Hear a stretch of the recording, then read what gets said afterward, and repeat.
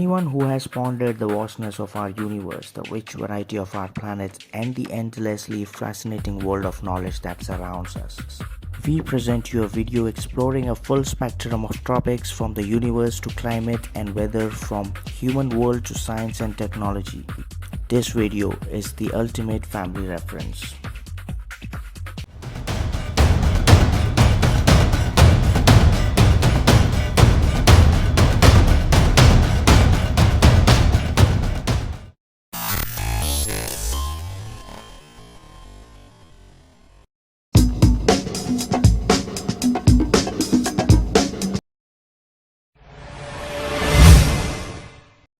In 3.5 billion years, life on Earth has transformed from single cells to complex multicellular organisms. Life permeates all environment on Earth and is a defining characteristic of our planet. It occurs in the biosphere, a thin layer between the upper part of Earth's troposphere and the topmost layer of porous rocks and sediments. The size and nature of the biosphere has grown and changed over time, as has the relationship between organic and inorganic elements in the biosphere.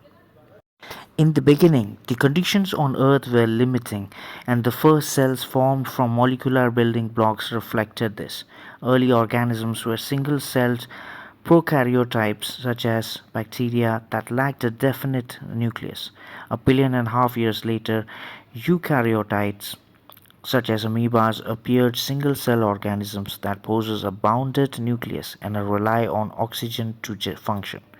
These two categories of cells have persisted through time in an unbroken sequence, while also evolving in the myriads and astonishingly diversified life forms found on the planet today. Humans should not be viewed as the culmination of life on Earth. Like all situations involving natural selections, the pathway that led to Homo sapiens was not predetermined but variable. A sequence of many favorable circumstances was necessary for a human species to evolve. Had not a cataclysmic event occurred some 65 million years ago, dinosaurs still might be the dominant vertebrates on the planet, as they have been for 100 million years, during which they coexisted with early mammals. If one group of organisms is to be singled out for its longevity and adaptability, it is bacteria. Bacteria have been there since the beginning, and in all likelihood will be there till the end.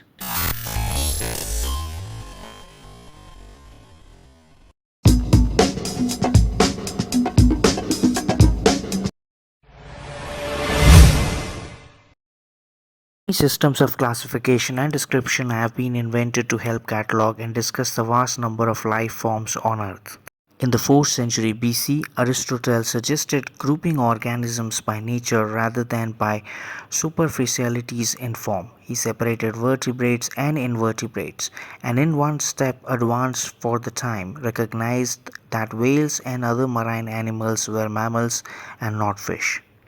Aristotle's system of classification of animals remained paramount until the 18th century, when the Swedish botanist Carolus Linnaeus devised a taxonomic system for flora and fauna, assigning to each type of plants or animals a two-part name that distinguished it from all others by species.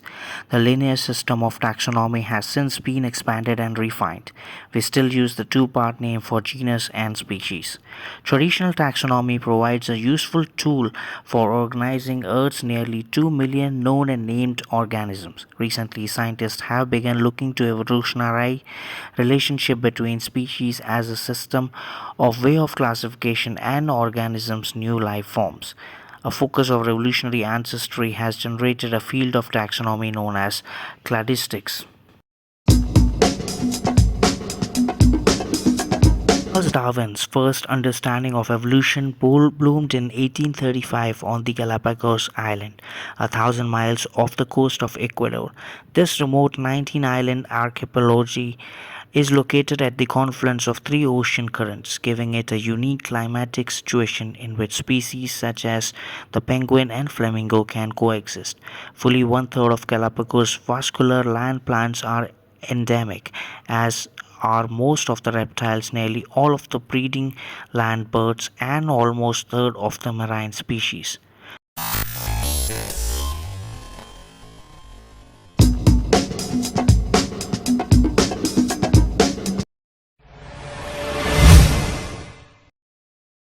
Fungus is a member of the kingdom fungi, a grouping of some 80,000 organisms that range from single-celled yeast to mushrooms, and molds to large slabs of briquette fungus growing up the sides of trees. Many fungi live freely in soil or water, and many more engage in parasitic or symbiotic relationships with plants and animals. Most species are composed of strands of cell called hypha that combine to form a fungal body or mass known as mycelium. Fungi, like algae, once were taxonomically grouped with plants. In most classification systems today, fungi appeared as a separate kingdom and what sometimes are called as lower fungi, such as slime molds, are grouped with the protists. Algae fall in with the protists as well. Some kinds of fungi have entered into a symbiotic partnership with some colonies of algae to create organisms known as lichens.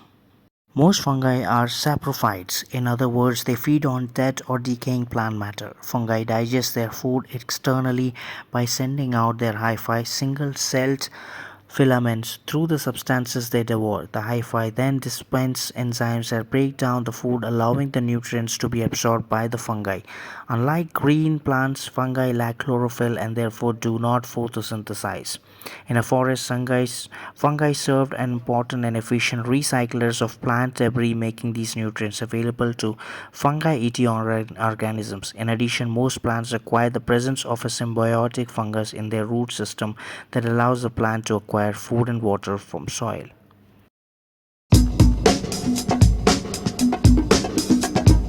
Scottish bacteriologist Alexander Fleming studied substances that could ward off bacterial infection. His efforts redoubled after World War I, when bacterial infection in the form of trench fever and other afflictions took more lives than the combat.